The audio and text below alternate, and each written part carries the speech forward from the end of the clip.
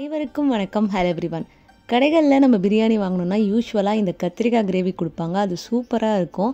But நம்ம வீட்லேயே ரொம்ப சுலபமாக நல்லா டேஸ்ட்டாக எப்படி செய்கிறது நம்ம இந்த வீடியோவில் பார்க்கலாம்.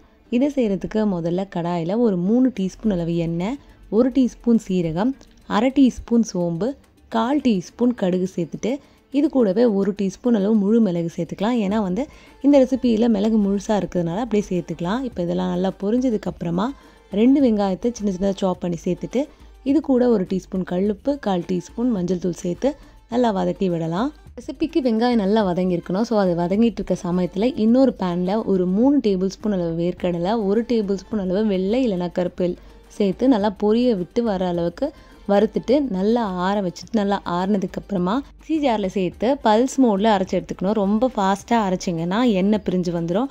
ஸோ பவுடர் மாதிரி அரைச்சி தனியாக எடுத்து வச்சுக்கலாம். இப்போ அதே பேன்லேயே 1 டீஸ்பூன் எண்ணெய், தேவையான அளவு கத்திரிக்காய், நான் ஒரு 1/4 கிலோ கத்திரிக்காவை இந்த மாதிரி ஸ்லைஸாக கட் பண்ணி எடுத்திருக்கேன். இது நல்லா சிம்லேயே வச்சு வதக்கிக்கலாம். ஒரு 3/4 பாகம் வெந்ததுக்கப்புறமா எடுத்து தனியாக வச்சுக்கலாம். இப்போது இன்னொரு பேனில் ஆல்ரெடி வெங்காயம் வதங்கிட்டு இருக்கு இல்லையா, அதில் 1 டீஸ்பூன் அளவு இஞ்சி பூண்டு விழுது, 1/2 டீஸ்பூன் தனி மிளகாய்த்தூள் சேர்த்துருக்கேன். நான் மீடியமான காரம் பண்ணியிருக்கேன். நீங்கள் ரொம்ப ஸ்பைஸியாக வேணும்னா இன்னும் கூட 1 டேபிள் ஸ்பூன் எக்ஸ்ட்ராவாக சேர்த்துக்கலாம். இப்போ நம்ம வதக்கி வச்சுருக்க கத்திரிக்காவை அந்த எண்ணெயோடையே சேர்த்து கலந்துட்டு இதில் இப்போ நம்ம தண்ணி ஊற்றிக்கலாம். தண்ணி ஒரு 2 டம்ளர்லேருந்து 3 டம்ளர் அளவு ஊற்றிக்கலாம். ஊற்றிட்டு நல்லா கலந்துட்டு உப்பு காரம் செக் பண்ணிக்கோங்க. உங்களுக்கு காரம் பத்தலைனா இன்னும் கூட 1 டேபிள் ஸ்பூன் சேர்த்துக்கலாம். இது நல்லா கொதிக்க விடலாம். மூடி ஹைலேயே ஒரு 2 நிமிஷம் நல்லா கொதிக்க விடலாம். நல்லா கொதித்து கத்திரிக்காயெலாம் வெந்து வந்ததுக்கப்புறமா இதில் ஒரு சின்ன நெல்லிக்காய் சைஸ் அளவு புளியை தண்ணியில் ஊற வச்சுருக்கேன். அந்த தண்ணியை மட்டும் நீங்கள் சேர்த்துக்கணும். புளிப்பு சுவையுமே உங்களோட டேஸ்ட்டுக்கு ஏற்ற மாதிரி சேர்த்துக்கோங்க. இந்த ஸ்டேஜில் நீங்கள் செக் பண்ணிக்கலாம். புளிப்பு கம்மியாக இருந்ததுன்னா இன்னும் கூட எக்ஸ்ட்ராவாக புளி சேர்த்து அந்த தண்ணியை கரைச்சி சேர்த்துக்கலாம். அவ்வளோதான். இப்போ அகெயின் மூடி நல்லா ஒரு 2 நிமிஷத்துலேருந்து 3 நிமிஷம் ஹை ஃப்ளேமில் கொதிக்க விடணும். நல்லா கொதித்து வரட்டும்.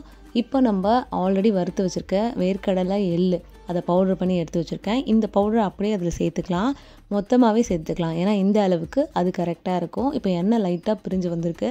இந்த ஸ்டேஜில் கொஞ்சமாக கருவேப்பிலை இலைகள், நம்ம அரைச்சி வச்சுருக்க பொடி, வேர்க்கடலை, எள்ளு பொடி மொத்தமாக சேர்த்துட்டு நல்லா கலந்துட்டு ஹை ஃப்ளேமில் வச்சு 1 நிமிஷம் நல்லா திக்காகிற அளவுக்கு விடணும். வேர்க்கடலை, எள்ளு பொடி சேர்த்ததுனால இன்னும் கொஞ்சம் கெட்டியாக ஆரம்பிக்கும்.